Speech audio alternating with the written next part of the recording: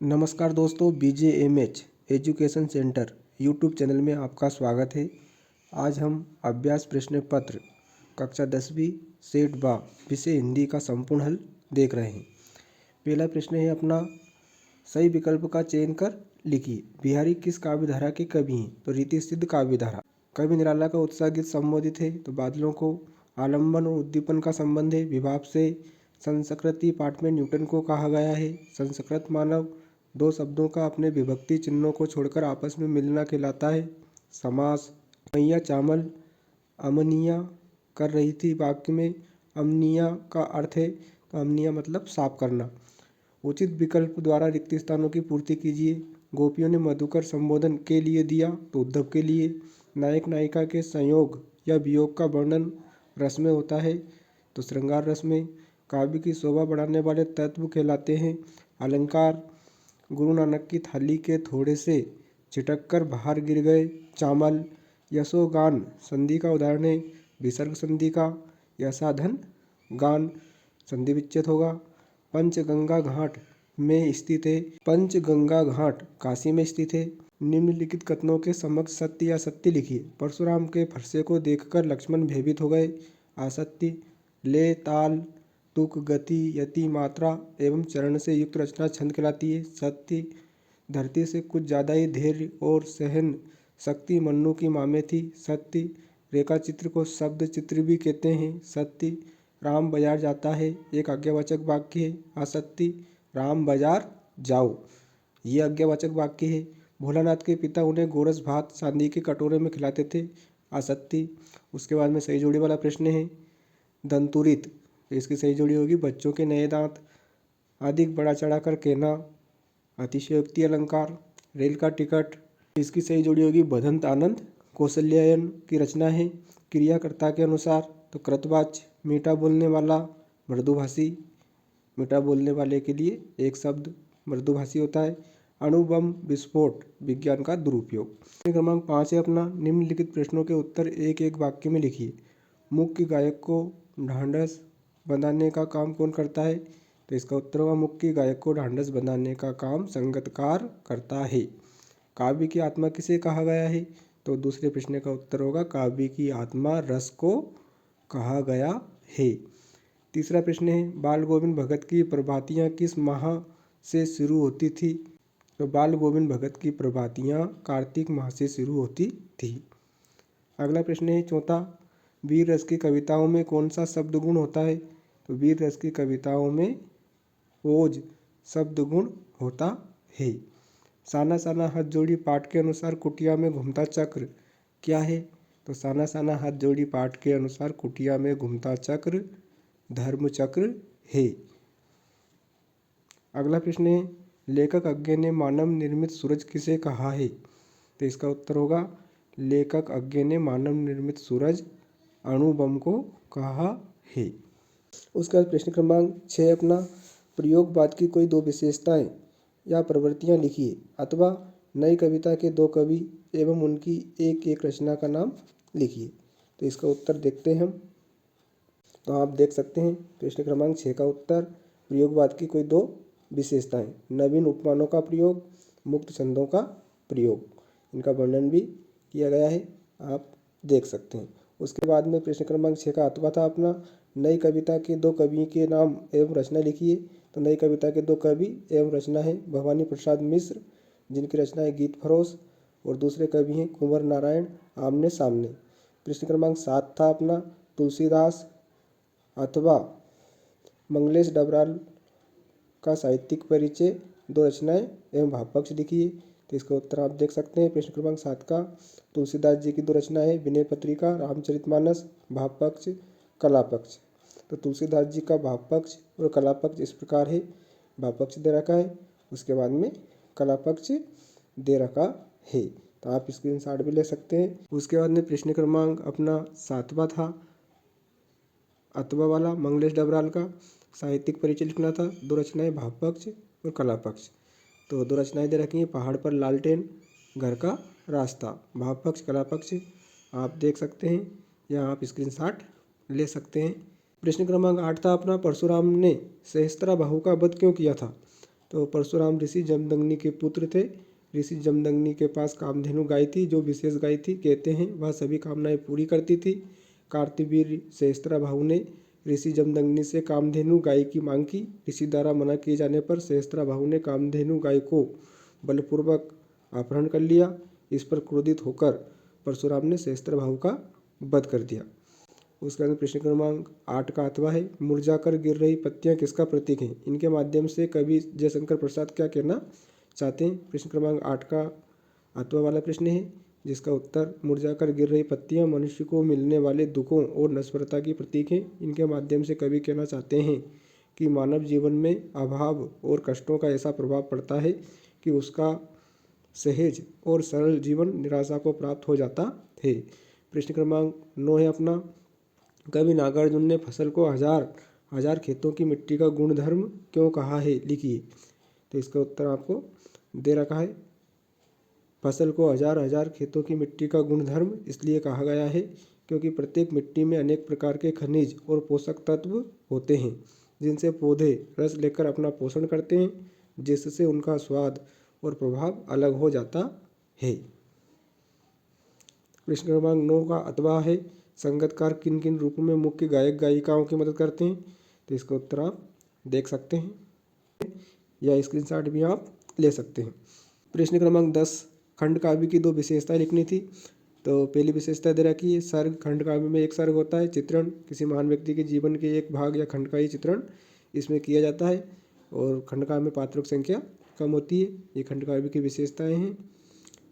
अगला प्रश्न था 10 का अथवा, स्थायी भाव और संचारी भाव में 2 अंतर लिखिए। तो स्थायी भावों की संख्या 10 होती है, जबकि संचारी भावों की संख्या 33 होती है। स्थायी भाव से हृदय में स्थायी रूप से विद्यमान रहते हैं, जबकि संचारी भाव से हृदय में कुछ देर रहकर गायब हो जाते हैं। तीसरा अंतर भी दे रखा है। उसके बाद प्रश्न क्रमांक 11 था, मात्रिक छंद और वर्णिक छंद में 2 अंतर लिखने थे। तो मात्रिक छंद मात्राओं की गणना पर आधारित होते हैं, जबकि वर्णिक छंद वर्णों की गणना पर आधारित होते हैं। मात्रिक छंद के प्रत्येक चरण में एक सा क्रम नहीं होता है, जबकि वर्णिक छंद के प्रत्येक चरण में एक सा क्रम होता है। अथवा वाला प्रश्न था, मानवीकरण अलंकार की परिभाषा उदाहरण सहित लिखी। तो इसका उत्तर दे रखा है, जब काव्य में जड़ वस्तुओं या प्रकृति पर मानवीय चेष्टाओं का आरोप किया जाता है तो उसे मानवीकरण अलंकार कहते हैं। उदाहरण दे रखा है, मेघ आए बड़े बन ठन के समरखे। प्रश्न क्रमांक 12 है, आना एक उन्हीं सूत्र के अनुसार गद्य की प्रमुख विधाओं के नाम लिखिए। तो आ से आलोचना, ना से नाटक, ए से एकांकी, का से कहानी, ऊ से उपन्यास, नी से निबंध। ये गद्य की 6 प्रमुख विधाएं होती हैं। प्रश्न क्रमांक 12 का अथवा है, कहानी और उपन्यास में 2 अंतर लिखिए। तो कहानी और उपन्यास में 2 अंतर, कहानी का एक निश्चित उद्देश्य होता है, जबकि उपन्यास के अनेक उद्देश्य हो सकते हैं। कहानी छोटी होती है, जबकि उपन्यास बड़ा होता है। कहानी में पात्र कम होते हैं, जबकि उपन्यास में पात्र अधिक होते हैं। कहानी को पढ़ने में कम समय लगता है, उपन्यास को पढ़ने में अधिक समय लगता है। उसके बाद प्रश्न क्रमांक 13, स्वयं प्रकाश की 2 रचनाएं और भाषा शैली लिखनी थी। तो आप देख सकते हैं 2 रचनाएं दे रखी हैं, सूरज कब निकलेगा, आएंगे अच्छे दिन, ईंधन बीच में बिने। और भाषा शैली आप पढ़ सकते हैं, स्वयं प्रकाश जी की भाषा सरल शुद्ध साहित्यिक खड़ी बोली है। आपने अपनी भाषा में तत्सम तद्भव देशी एवं विदेशी शब्दों का प्रयोग आवश्यकता अनुसार किया है। मुहावरों और लोकोक्तियों का सुंदर प्रयोग भाषा में किया है। स्वयं प्रकाश विषय के अनुरूप शैली का प्रयोग करते हैं। आपने अपनी रचनाओं में वर्णनात्मक, विवरणात्मक, भावात्मक, चित्रात्मक एवं किस्सागोई शैलियों का प्रयोग किया है। प्रश्न क्रमांक 13 का अथवा, यशपाल की 2 रचनाएं और भाषा शैली लिखनी थी। तो आप देख सकते हैं 2 रचनाएं हैं, झूठा सच, ज्ञानदान, फूलों का कुर्ता। ये यशपाल जी की रचनाएं हैं। भाषा शैली आप खुद पढ़ लें या आप स्क्रीनशॉट ले लें। प्रश्न क्रमांक 14 है, कैप्टन बार बार मूर्ति पर चश्मा क्यों लगा देता था? तो कैप्टन के हृदय में देश प्रेम और देशभक्ति की भावना कूट कूट कर भरी हुई थी। उसमें देशभक्तों के प्रति आस्था थी, उनके प्रति सम्मान था। कैप्टन मूर्तिकार की भूल को चश्मा लगाकर सुधार रहा था। उसे बिना चश्मे की सुभाष चंद्र बोस की मूर्ति अच्छी नहीं लगती थी, अतः कैप्टन बार बार मूर्ति पर चश्मा लगा देता था। प्रश्न क्रमांक 14 का अथवा है, लेखक को नवाब साहब के किन हाव भावों से महसूस हुआ कि वे उनसे बातचीत करने के लिए तनिक भी उत्सुक नहीं हैं? तो इसका उत्तर आप देख सकते हैं। लेखक को रेल के डिब्बे में आता देखकर नवाब साहब की आंखों में असंतोष छा गया। ऐसा लगा मानो लेखक के आने से उनके एकांत में बाधा पड़ गई हो। उन्होंने लेखक से कोई बातचीत नहीं की, उनकी तरफ देखा भी नहीं। वे खिड़की के बाहर देखने का नाटक करने लगे, साथ ही डिब्बे की स्थिति पर गौर करने लगे। इससे लेखक को पता चल गया कि नवाब साहब उनसे बातचीत करने को उत्सुक नहीं। प्रश्न क्रमांक 15, लेखिका मन्नू भंडारी के पिताजी के मुख पर गर्व और संतोष का क्या कारण था? तो लेखिका मन्नू भंडारी के पिताजी के मुख पर गर्व और संतोष का कारण यह था कि उनकी बेटी मन्नू भंडारी ने पूरे कॉलेज को नेतृत्व देकर हड़ताल करा दी थी। इससे उनका सीना चौड़ा हो गया था। प्रश्न क्रमांक 15 का अथवा है, किन महत्वपूर्ण आवश्यकताओं की पूर्ति के लिए सुई धागे का आविष्कार हुआ होगा? लिखिए।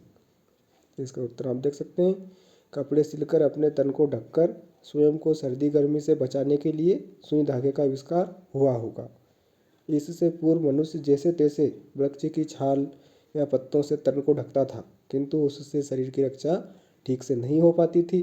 अतः जब सुई धागे की खोज कर ली तो उसके हाथ बहुत बड़ी तकनीक लग गई। शरीर की रक्षा और उसे सजाने की प्रवृत्ति को संतुष्ट करने के लिए आज भी लोग इस तकनीक का भरपूर उपयोग करते हैं।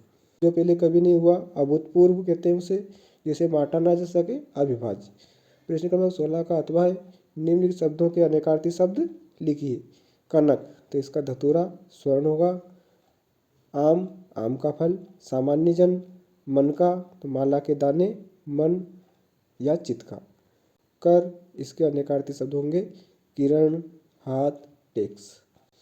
उसके बाद प्रश्न क्रमांक 17 है अपना, भोलानाथ अपने साथियों को देखकर सिसकना क्यों भूल जाता है?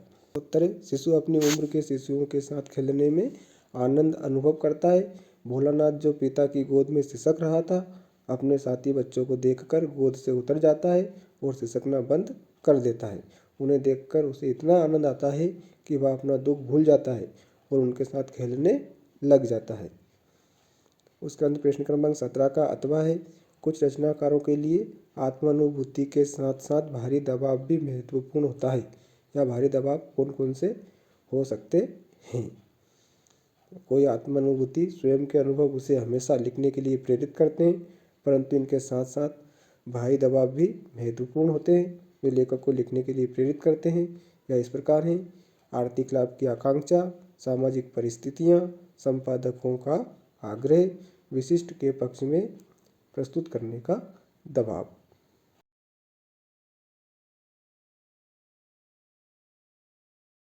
तो प्यारे दोस्तों और प्यारे बच्चों, अभी हमने प्रश्न क्रमांक 6 से 17 तक जो 2 नंबर वाले प्रश्न थे उनके उत्तर देके अथवा सहित अब हम प्रश्न क्रमांक 17, 18, 19 जो कि 3 नंबर वाले प्रश्न हैं उनके उत्तर देखेंगे।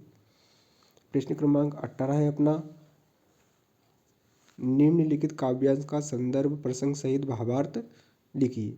उज्ज्वल गाथा कैसे गाऊं मधुर चांदनी रातों की, अरे खिल खिलाकर हंसते होने वाली उन बातों की, मिला कहाँ वह सुख जिसका मैं स्वप्न देख कर जाग गया, आलिंगन में आते आते मुस्कुरा कर जो भाग गया। तो इसका संदर्भ प्रस्तुत काव्यांश हमारी पाठ्यपुस्तक क्षितिज भाग 2 के पाठ आत्मकथ्य से लिया गया है। इसके रचयिता कवि जयशंकर प्रसाद हैं। प्रसंग है इसका, इसमें कवि अपने सुख सपनों का वर्णन करते हुए दुखी हो जाता है। भावार्थ आप स्वयं लिखें, इन पंक्तियों का अर्थ आपको लिखना है, याद करना है, साथ में विशेष भी लिखना है। उसके बाद दूसरा पद्यांश या काव्यांश था अपना, तुम्हारी यह दंतुरित मुस्कान मृतक में भी डाल देगी जान, धूली धूसर तुम्हारे ये गात, छोड़कर तालाब मेरी झोपड़ी में खिल रहे जल जात, पारस पाकर तुम्हारा ही प्राण पिघल कर जल बन गया होगा कठिन पाषाण। इसका संदर्भ होगा प्रस्तुत काव्यांश हमारी पाठ्यपुस्तक क्षितिज भाग 2 के पाठ यह दंतुरित मुस्कान से लिया गया है। इसके रचयिता कवि नागार्जुन हैं। प्रसंग होगा इसका, इसमें कवि ने एक छोटे बच्चे की मनोहरी मुस्कान को देखकर मन में उठने वाले भावों को अनेक बिंबों के माध्यम से प्रकट किया है। भावार्थ आप स्वयं लिखें और याद करें, उसके बाद में विशेष लिखना है इसमें। प्रश्न क्रमांक 19 है, निम्नलिखित गद्यांश की संदर्भ प्रसंग सहित व्याख्या लिखिए। हाथ उठाकर नारे लगाती, हड़तालें करवाती लड़कों के साथ शहर की सड़कें नापती लड़की को अपनी सारी आधुनिकता के बावजूद बर्दाश्त करना उनके लिए मुश्किल हो रहा था। इसका संदर्भ होगा, प्रस्तुत गद्यांश हमारी पाठ्यपुस्तक क्षितिज भाग 2 में संकलित पाठ एक कहानी यह भी से लिया गया है। इसकी लेखिका मन्नू भंडारी हैं। प्रसंग में आप लिख सकते हैं, लेखिका मन्नू भंडारी और उनके पिताजी के बीच जो टकराव होता था उसका वर्णन इस गद्यांश में किया गया है। उसके बाद में व्याख्या करनी है इसकी। तो व्याख्या में आप जो गद्यांश दे रखा है उसी का वर्णन आपको अपने शब्दों में करना है। उसके बाद में आपको विशेष लिखना है। अगला है 19 का अथवा वाला गद्यांश। हमारी समझ में मानव संस्कृति की जो योग्यता आग व सुई धागे का आविष्कार कराती है वह भी संस्कृति है। जो योग्यता तारों की जानकारी कराती है वह भी है।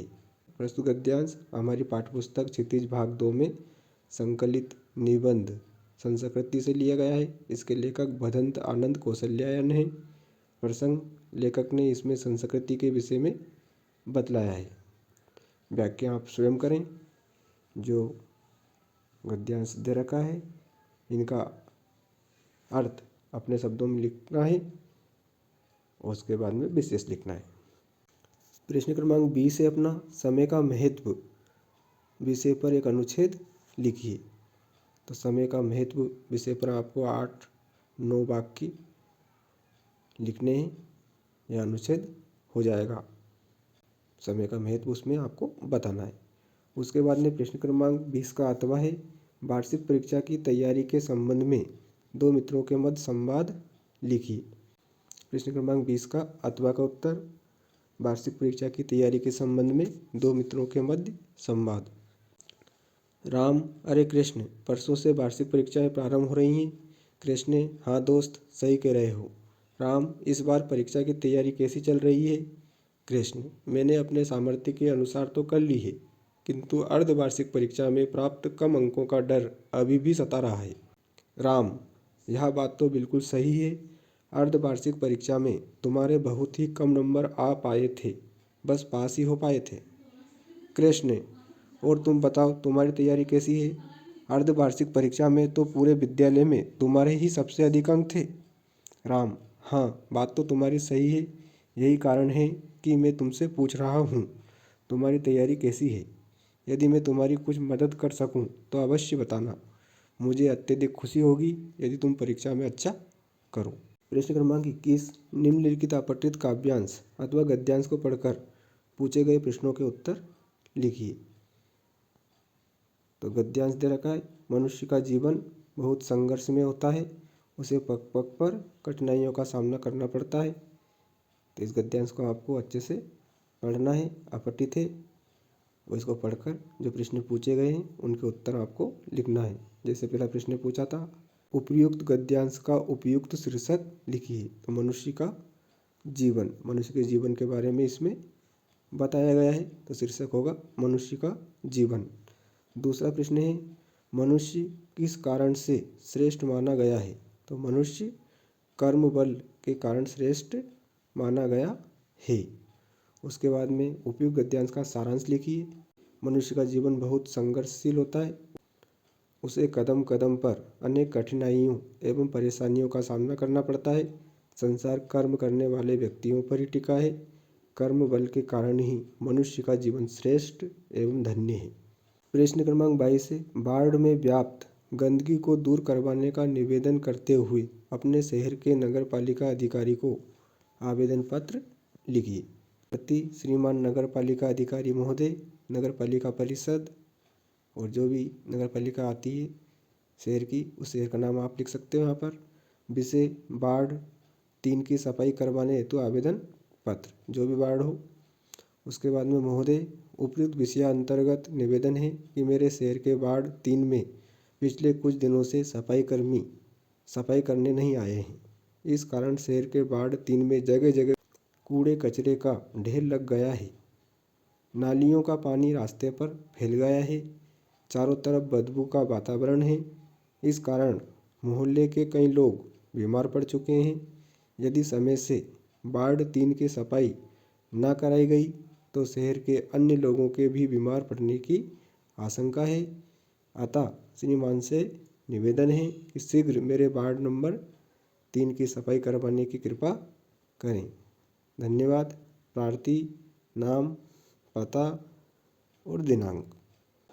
उसके बाद में प्रश्न क्रमांक 23 है, निम्नलिखित में से किसी एक विषय पर रूपरेखा सहित सारगर्भित निबंध लिखिए।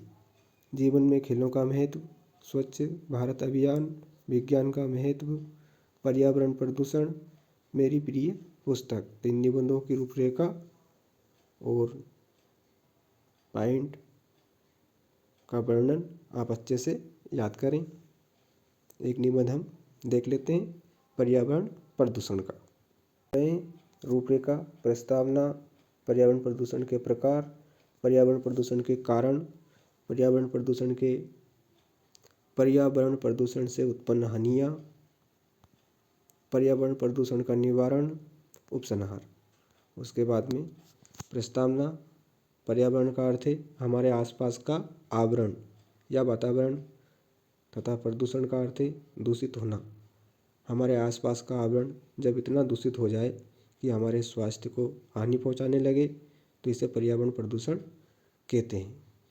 उसके बाद में दूसरा पॉइंट, पर्यावरण प्रदूषण के प्रकार। तीसरा पॉइंट दे रखा है पर्यावरण प्रदूषण के कारण। और चौथा पॉइंट है पर्यावरण प्रदूषण से उत्पन्न हानियाँ, वर्णन भी दे रखा है, आप खुद पढ़ लें या स्क्रीनशॉट ले सकते हैं आप। अगला पॉइंट है पर्यावरण प्रदूषण का निवारण। पर्यावरण में अवांछनीय पदार्थों को न मिलने देकर पर्यावरण प्रदूषण को नियंत्रित किया जा सकता है। और छठा पॉइंट है उपसंहार। तो प्रस्तावना पहला पॉइंट रहता है और अंतिम पॉइंट रहता है उपसंहार। और मध्य में आप अपने तरीके से पॉइंट बना सकते हैं और उनका वर्णन कर सकते हैं। पहला पॉइंट प्रस्तावना और अंतिम पॉइंट उपसंहारी रहता है।